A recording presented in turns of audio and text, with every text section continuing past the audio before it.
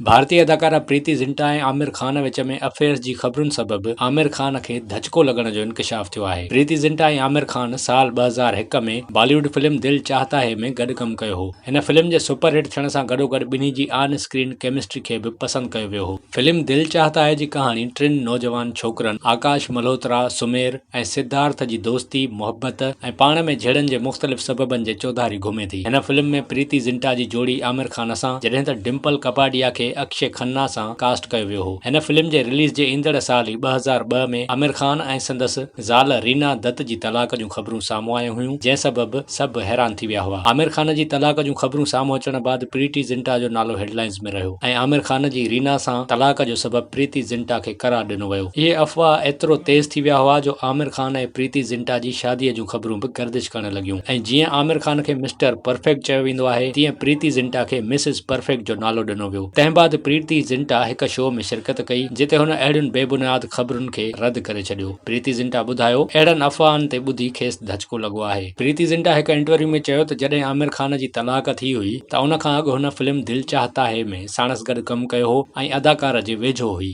पर ॿिन्ही विच में मोहबत कॾहिं न हुई। न ई असां ॿिन्ही शादीअ जो को फ़ैसिलो कयो हो। अदाकारा इंकशाफ कयो त आमिर खान जी तलाक थींदे ई मिसिस आमिर चवराइण लॻियसि, जॾहिं त आमिर मूंखे पंहिंजी नंढी भेण सम्झंदो आहे। पोइ बि जिते बि वेंदी आहियां त मूंखे वज़ाहत ॾियणी पवंदी आहे त असां शादी नाहे कई।